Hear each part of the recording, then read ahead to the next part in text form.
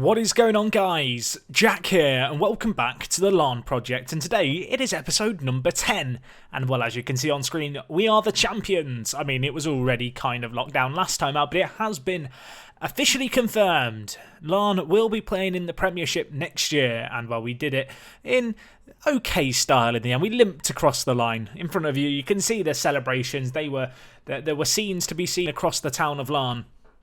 And while we have got another equally as big game as last time for you guys today, it is the Irish Cup semi-final. And it's against Glentoran, a very, very strong Glentoran at that. A team who, as you can see right now, are second in the Premiership and, well, fighting right down to the wire with Glenavon as well. So it's all to play for, and even Crusaders narrowly behind. It's tight at the top. That is what has to be said here. But yes, a lot has happened. Obviously, with us winning the league, we received a big cash injection.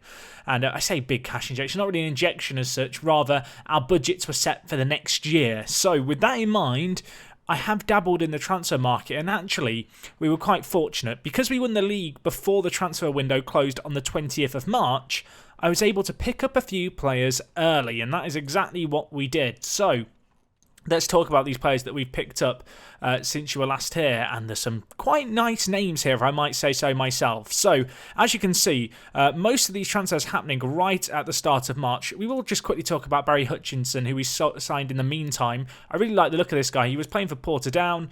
He joins us for £3,000, and he is just another very hot prospect. I will say, with all the centre-attacking mids we're getting, I am wondering if down the line we are going to have to play strikerless or something with just a load of a young Northern Irish centre-attacking mids, because, well, that kind of feels like the way it's going. Anyway, besides him, you can see 5 signings made, and they were all made on the same day, and that was because we got promoted, and I went straight into the transfer market, went straight towards some players I had been eyeing up, and I tried to sign as many of them as possible, and that we did. So the first player we signed from Derry is Conor McDermott. Now, Derry were actually relegated in the Irish Football League. You can see here, they dropped down a division. So he picked up Conor McDermott here for £240,000. Not a small fee. And whilst he is going to be the replacement for Kebby, I feel like Kebby will still get game time. But you can see when you compare the two players, he is just in a league of his own, really. You know, with us going up a division, we need to take that next step. He is on pretty large wages, but a 3.5-year deal signed, and I really like the look of him as a fullback option, who is also fairly flexible in terms of where he can play. He definitely offers us some nice coverage. We did actually take advantage of the fact that Derry went down by signing one other player, and that was Gary Marsh, who we picked up from them. He's going to be joining us at the end of the season. Unfortunately, we couldn't get his deal done in time, but at 17 years old, he's a player who I have been eyeing up, and he is going to be joining us for £60,000. So, yeah, a little bit of money spent there. With our budget, you can see we still have £500,000 left in the excess transfer budget and 15k wages, so loads of money if we want to do stuff with it.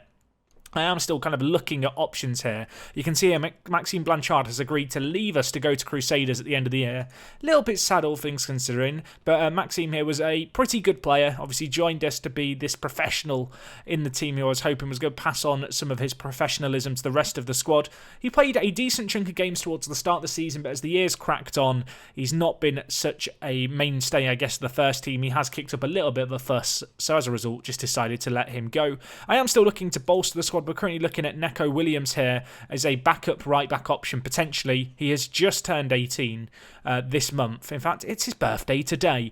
But I really like the look of this guy. Trying to sign him at the end of his contract from Liverpool, and I think he'd be a pretty good longer-term backup. We do feel, well, at least I feel like we lack that kind of right-wing back long-term option. Anyway, besides McDermott, there were a few other big-name transfers. Daniel McKay has joined us from Inverness for £16,000. He is just 17 years old, very exciting Scottish prospect. I kind of see him as maybe an advanced playmaker for us if we need him, but he can also play as a striker, which is where he will play, I think, a fair bit for us too. Just a very good, flexible, young player who hopefully we can get something out of. You know, for £17,000, not a big investment, smart business. Hopefully we can move him on for something good. 2 other regens we picked up. Peter English has joined us. This guy, a winger by trade. I think we're going to continue to train him as a winger. We really have talent out wide. So whilst, at least at the moment, I am playing with wing backs, I do wonder about in, you know, the next few years, we probably will have to try and accommodate some of our best young players who are, you know, slightly more attackingly inclined, I guess, as well, inside forwards and wingers. out wide. But at least for now, we're not going to bend over and do that just yet. But he's definitely a player worth screaming and shouting about. And, well, if he was worth screaming and shouting about, someone give me a megaphone because I want to shout about Paul O'Connor. This guy, 17 years old, already playing for the Northern Irish under-21 side, signed from Glenavon. You can see here for 89k. He actually played 17 games for them this season. A left winger naturally, but I'm actually going to train him to play as a striker. I'm going to train his finishing. His composure and off the ball are already pretty solid for a guy who's only just turned 17, really. Absolutely tremendous physicals as well. Really good with the ball in the air. Fairly professional personality. Just a lot to like about this guy. And, well, I feel like we've got a pretty good deal at £89,000. Anyway, the last player we signed, a player who scored on his debut, in fact, Brad Lyons has joined us from Blackburn Rovers. 21 years old. I think he represents value in the market. He's valued, you can see here, well, rather we bought him, you can see here, for £110,000. He was signed from Coleraine by Blackburn at the start of the season. Didn't play for them once. I really like the look of this guy, and again, I actually see him as a striking option, which is a position he doesn't play. Or at least, it certainly doesn't play it naturally, more seen as a centre midfielder. But due to his lack of defensive capabilities, his physicals being questionable, I actually think as a striker he can really offer us something. He is 21 and he is 22 quite soon, so he is a bit of a gamble. Also on quite large wages for his current ability, but he is a very hot prospect, Northern Irish talent, who I'm hoping is going to come big for us. And, well, given the money that we've got, I did feel like I could afford to be a little bit liberal with my spending, maybe overpay for one or two players if I really wanted them. The other thing worth noting with this guy is, if we hadn't signed him and if we hadn't won the league as early as we did, before the transfer window in March closed, we wouldn't have been able to get him because you can see his birthday is next month. So, yeah, that was a really nice deal to get done, and maybe that's why I overpaid slightly as well. I was a bit panicked that I didn't want to miss out on the opportunity to pick him up, but I do think he's a pretty exciting player who's going to be worth talking about. Anyway, since you were last here, we played, of course, a double header last time out. We've actually played a fair chunk of games. Now, some of these haven't really had a great deal of meaning. We have been progressing in the Intermediate Cup. You can see we beat Crumlin Star. We have then since beat Ballymena United's reserves and then Glenavon's reserves. I'm not going to cover the Intermediate Cup. It's not a competition I'm overly fussed about. It's full of reserve teams. We should be winning it as far as I'm concerned. But in the league, we have done fairly well, at least until we won the league. Against Ballina Mallard, you can see here we actually drew 1-1, which I guess is a tad bit disappointing. You can see Thomas Stewart grabbed the goal for us in the 20th minute. Not a bad finish by him. However, they did peg us back through Simon McGlynn. And, well, that was how it finished. Away from home, a bit of a slip-up, but we kind of knew going into this run of games that, well, the title was ours to lose, really. So I wasn't too panicked at that point. Anyway, the next game that we had, you can see here, was against Portadown, a 3-2 win, and it put us on the verge of the title. And, well, you can see here, it started off well for us. McDade with a penalty from the spot after 4 minutes. Thomas Stewart then doubled our lead in the 28th minute, and, well, Jeffy Hughes grabbed our third of the game, and it looked pretty comfortable, didn't it? Unfortunately for us, you can see here, Ushin decided to score an own goal. You'll notice I'm saying his name correctly. It's Ushin, if I'm not mistaken. Please correct me if I'm wrong. Obviously, with these videos, I do record them a little bit in advance. You guys have now corrected me enough times in the comments. I know his name, damn it. Anyway, Portadown did grab a very, very late goal through Darren Murray, but it was too little too late for them. The 94th minute goal, merely a consolation. And with that, we were on the verge. And, well, we tipped ourselves over the verge with a game against Dergview. Now, this was the first game against Dergview that we had in quick succession because we had them here in the league and then we also had them in the Irish Cup. This match, though, a very dominant display by us. We limited their opportunities. They did have chances, to be fair, on the counter, but ultimately Kevin McGrath and Dale McCreary with the goals for us saw us through. It was really good to see McGrath get a goal. The youngster, a player who I do highly rate. I do think as a centre mid he has a real future at the club. Despite his lack of consistency at 17 years old, I think he's got a lot to offer us still. And he has been struggling a little bit in training as of late, but when you look at him, he really just looks like a quality player. And in an ideal world, I'd love to have him, really comfortable playing centre-back and ball-winning midfielder. That might prove to be a little bit challenging, but we'll have to see how we get on longer term. But yes, a player who, of course, we signed this year from Ballymena, and to be fair, in the 9 games we've given him, he's performed pretty well, all things considering. Anyway, the next game that we had after that 2-0 win against Dergview was the Irish Cup game, where we won 4-2. We could have been high and dry at half-time, 5-1 up. Unfortunately, McDavid missed a penalty. I'm getting a bit ahead of myself, I guess, here. McDavid did score the first goal of the game, to be fair to him, after 13 minutes. Thomas Stewart doubled our lead on the 20th minute, and at that point I felt kind of, I guess, glad that I had decided not to live com this game, because we've had a few spankings because we've done so well against Dergview in the league. I didn't really view them as a threat. Brad Lyons grabbed his first goal for the club since he joined us from Blackburn in the 27th minute from a set piece. They then pegged us back through Ryan Doyle. We replied immediately for an own goal. And as I said, McDavid did miss a penalty right on the verge of half-time to make it 5-1. In the second half, though, there was nothing to be fearful of. We did not regret that penalty miss. Ben Tilney did score an own goal, but we'll let him off because I think he was just doing it to make Dergview feel better about themselves. And with it, well, we won quite comfortably. And also, Lions picked up man of the match in this game, which was great to see. You can see 5 key passes, 1 assist, 1 goal. He was playing centre midfielder in this game, and it is a position he can definitely play for us. But obviously, with our kind of centre mid setup, we do kind of need players in the centre mid positions who are good defensively. With our box-to-box and ball-winning midfielder, I need them to be able to recycle the ball, work hard defensively, and really give us a chance higher up the pitch. But anyway, off the back of that, we played in the Irish Cup, which would be Ballymena's reserves in. We then took on Ballyclare Comrades, completely rotated team. The title was sealed and signed at that Dergview win previously. Am I disappointed to lose again? A little bit. I didn't really expect our reserve team to lose, but I'm not going to lose sleep over it. We then took on the Police Service of Northern Ireland. In this game, McDavid did grab 2 goals. He got man of the match. The league is wrapped up, though. And then, well, we took on Glenavon reserves, and we won 3-1. Despite a sending off by Brad Lyons, it was fairly comfortable, and Danny McKay did get his first senior goal for the club, if I'm not mistaken, in this game. So that was nice to see in the end. The 17-year-old coming in with a little bit of pressure on him, I feel like, to develop into a real little star for us. He's got off to a good little start, though. Unfortunately, though, that line sending off does mean that he's unavailable for selection for today's game, and it's going to be a big game for us. It's against Glentoran, and, well, there is pressure on us. It's the Irish Cup Challenge Cup semi-final. You can see in the other semi-final that it's going to be Bangor v Portadown. Now, Bangor, a team who I thought I recognised, and I do feel like I might know their name from playing in the Premiership years ago. There might also be a Bangor in Wales now I think about it. But either way, they're a team with some pretty good history. You can see they've won a lot, but they have fallen on pretty hard times. But they have gone on a dreamy cup run to get this far.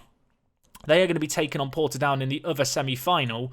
We, of course, have the big challenge, really, against Glentoran. I would quite like to play Portadown again. I feel like we do quite well against them, all things considering. In terms of our team for today's game, we're going to go with a fairly standard team. A few changes of faces here and there. Connor Devlin is going to be in goal, of course. The back three, we are going to go with Ushin. Alongside him, we are going to go with, of course, Kelly and McElhaney. I mean, you can look at the players here. I feel like Graham Kelly's had a very good time this year at the club. Has seen some interest from clubs in the Republic of Ireland. I've managed to fend that off for the most part. I do feel like he plays quite a key role in our team as the covering defender. Of course, club captain McElhaney is back from injury. Is it McElhaney or McElhaney? Who knows? Answers on a postcard, Shane, if you're watching. I'll just call you Shane from now on. It's easier. But yeah, he's been injured a fair few times, obviously, this year. But he is back and fit now, which is the main thing. And I'm hoping he's going to give a good performance for us today as club captain. Left mid, or rather left wing, I guess, or left wing back even. We'll get there. 3rd time's the charm. We're going to go with Benny Tilney. To his right, of course, the new kid on the block. It's going to be McDermott to come in at 21 years old. A very exciting talent. I mean, when you compare him to Tilney, at the other fullback position, you kind of get an idea of just how good McDermott is. He is definitely worth the money we're paying him as far as I'm concerned. In the centre of midfield, we're going to go with Jeff Hughes, and alongside him we are going to go with Romario Vieira. A fairly standard kind of centre-mid partnership, I feel, emerging there. Mandanda is going to play the advanced playmaker role. We go with McDaid and, of course, Stewart up top. I will say now, Mandanda My word, what are you having for breakfast, son? His improvement recently has been top notch. As I said, McDade and Stewart in the final third. You might notice a notable omission in Chris Eagles. Unfortunately, Chris got injured pretty badly a few games ago now. I say a few games ago because obviously it's been a while since the last episode, but also the fixtures have been pretty spread out as of late. You can see here he was out for 4 weeks with a groin strain. He's coming back to full fitness now, but he's just not quite there, unfortunately, so he's going to be on the bench for us today. On the bench, we've got options. We've got Kevin McGrath, we've got Elliot Kebby, Kieran Kane, who I need to sing his praises, this guy. He's a really young left-back. He's broken into the under-21 side for Northern Ireland.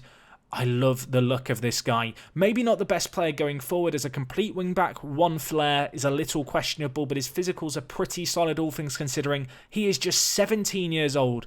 He's improving a lot as well. I'm hoping he can keep it going. And if he could just sort out that consistency, that would be pretty nice. Anyway, other players on the bench here. We've got Tommy O'Donnell, another young, obviously, Northern Irish talent. We've got a few of these emerging in the team. It's great to see us having such a presence in the under-21 side. Obviously, all the names in blue here, players who play for us who are currently in the under-21s. I am kind of, still looking at players here who we might want to sign come the summer, of course. But yeah, all things considering, we're looking solid, and Tommy O'Donnell, definitely an attacking option on the bench for us. We've also got Eagles, we've got McCain, of course. I had to leave a spot to Brandon Oddie, who, I'll be honest, his days might be numbered because he's a little bit inconsistent. His potential, at least in the eyes of my assistant, isn't quite as good as we thought it might be when we first joined, but he keeps putting in performances for us, and he's earned his spot on the bench. Anyway, let's get into today's game. It's a massive tie for us. It's not going to be an easy one. We are at home for this game technically, although it's at Windsor Park again. Now, Glentoran, you might remember us playing them previously, and if you're sat there going, I'm getting a bit of deja vu here, we beat them, I think, 5 or 6-0 towards the start of the season. I think that might have been in the League Cup, so they're going to want some revenge, but I really liked how our tactic matched up against them last time we met them. Now, I do feel like they rotated their team a little bit for the last meet-up against them. This time, they're definitely not going to do that. So this is going to be a challenge, but let's get into it. Unfortunately, Lion's not available for selection, but we're going to have to try and make do without him. And, well, let's see what we can do. Of course, the winner of this goes to the Irish Cup final. And the winner of that competition, I just want to remind you, gets Europa League football. That has to be the aim, I feel like, this year. Even if we just get spanked in the qualifying rounds, just to reach the playoffs would be a good little achievement for us to do. And obviously, I'd like to try and make it to the group stages, but let's not get too ahead of ourselves here. That's a long way away in the grand scheme of things. Right now, we've got to focus on the here and now. And the here and now is this game against Glentoran, which at least to start has not had a whole lot of action, although a chance here. Hughes taking over set-piece duty for Chris Eagles, who of course isn't available on the bench. Unfortunately, it's not like rugby. We can't just bring him on off the bench to take set-pieces for us. So that duty kind of inherited by Hughes. And while they've got a chance here, Gallagher, lovely tackle by McLeany. Davidson, though, whips it in. Back post, Devlin. Lovely collection, my son. Holds on to it well. We are on key highlights. We've had quite a few highlights to start that haven't really amounted to much. I feel like this has to go somewhere from here. It can't just end with that last chance. Chance here out wide for Tilney. Of course, with their three at the back, we're going to have room to exploit. McDade, near post header. Let's go, Davy McDade. Lovely goal for him. Benny Tilney with the assist. And it's another goal for him. His 30th of the season. David, more of that next season, please. A player who is very good with the ball in the air. Of course, he's only 28 years old. I say only. I say that because, well, players like Jeff Hughes and Chris Eagles, aged 32 and 33, probably not going to be around for more than, well, next season if we're being overly critical. But at 28, he's got years left in him, McDade. Anyway, we've got a chance to deal with here. And he wins it back. Davy boy, get it clear now. It's booted clear. Can we win the ball high up the pitch? We can. And, well, we have options surging on ahead. Romario Vieira spreads the ball. What a ball that is by him. Can Stewart whip in a ball of quality? Back post. Tilney's there, the left back. I mean, the assister turns goal scorer. What a ball that was by Thomas Stewart. It's Tilney's 6th of the season. I felt like he might have scored against Glentoran last time we met. I'm getting a feeling of deja vu. I feel like our system just matches so well up against this kind of 3-4-3. It feels like they commit a lot of their wider players quite high up the field, and their three centre-backs just kind of get overwhelmed, really. There's no real balance to their play. Let's try and sort out the formation and match rating so we can see them here. But yeah, just the way their wide midfielders are positioned, they give us a lot of room out wide to push forward, I feel like, and then we exploit the gaps in the middle when the wider of the three centre-backs has to cover. Jeff Hughes, edge of the box, oh my gosh, he's hit the woodwork. I mean, it would have been great for Jeff to get the goal, wouldn't it? Unfortunately, denied by the post there, but 40 minutes gone, 2-0 up. We've not actually had that many chances in this game, but we've dominated possession, we've limited their opportunities. And we've been clinical with what's come our way. And we've got another chance here. Hughes, whip it in back post. It's nodded down. Is that the woodwork again? A free kick given. We've hit the woodwork 3 times in this match. We've been all over them, but somehow it's still only 2-0. I say only 2-0. I would have taken 2-0 at half time. I would have bitten your hand off for 2-0. But just given how we've performed, I don't know, you'd expect a little bit more in terms of goals scored. I'm going to tell the players I'm happy. Maybe a bit of a risk that we could get complacent. Looks like they are switching to a 4-4-2 in this second half. So interesting to see they have decided to ditch their previous shape. They've realised it wasn't really working for them. But I still feel like we match up quite nicely against a 4-4-2 here. So I'm kind of happy to stick with what we're doing. An hour gone. Do I want to make tactical changes? Maybe I do. Stuart's not the best game. Jeff Hughes, I'm going to take off just because I feel like we need a fresh pair of legs. I'm going to bring in Tommy O'Donnell. And, a fresh pair of legs is certainly what Tommy brings to the table. 14 acceleration should serve us well. But yeah, we'll just go with that one change for now. Jeff Hughes, I like him a lot, but he is lacking a little bit of pace in his game. He does get tired out a little bit more.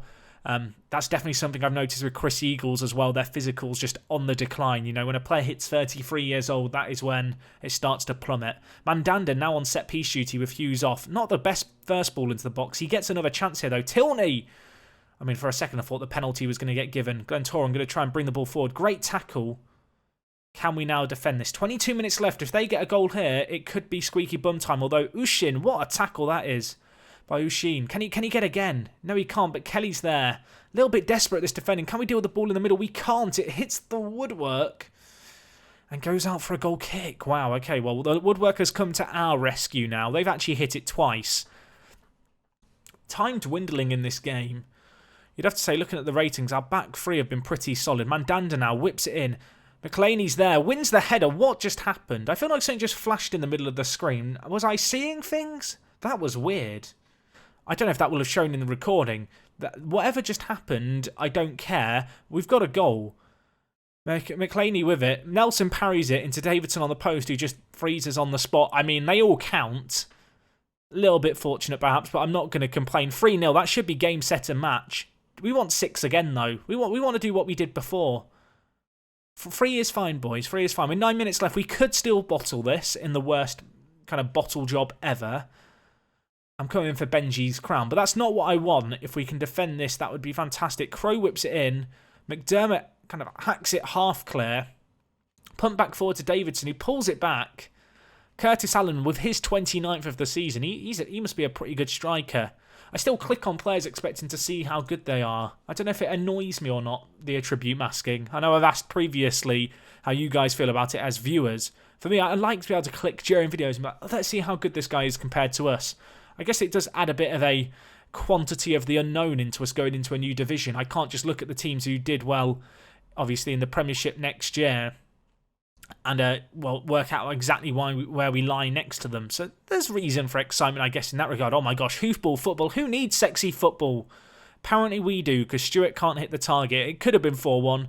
At that point, I would have confidently said it's game over. Unfortunately, he has skied it. I'm going to bring in Kebby for McDermott, who's injured. We've got one more sub. I'm going to bring in Brandon Oddie. Brandon Oddie, not got the best morale at the moment. I don't know why his morale so low. Is he unhappy with all the players we've brought in? I will say, with the additions we made in March, we have upset the balance of the first team just a little bit. There's a few players who are, important players at Larne in real life who aren't so happy about the new additions that have come in as of late. Players like Chris Ramsey spring to mind. It's just an example of one of those players who... I guess Chris Ramsey's been complaining all season, but players like... I want to say it's Doherty. I know it's not Doherty out wide. That's terrible that I can't remember his name. I'm going to check it now. I don't care if there's 6 minutes left. I need to know the guy's name because I feel bad not knowing it. And if I wait until full time... Is it Doherty? No, it was Donnelly I was thinking of. There is a Doherty in our team, so I can be excused. But yeah, Martin Donnelly you can see unhappy here. Chris Ramsey unhappy. There's just a few murmurs of discontent. Thomas Cosgrove as well. Anyway... Tangent gone off there. We've escaped the tangent. We're going to win this game. That was a nasty push in the back. Less of that, please, tipping. Just tipped him over. That was terrible, Jack. I don't even know. That's not even a pun, really, is it? It doesn't matter. It doesn't matter. 3-1 is how this is going to finish. We've gone 3-1 up. It's gone to my head a little bit, the win. We are in the final of the Irish Challenge Cup. And banger, my word, they have just won it. I mean, how the hell have they won that? How good's their team? James Ria is their best player, or I mean, I can't see how good he is, but at a glance, he doesn't look that great. We are playing Banger FC in the final of the Irish Cup.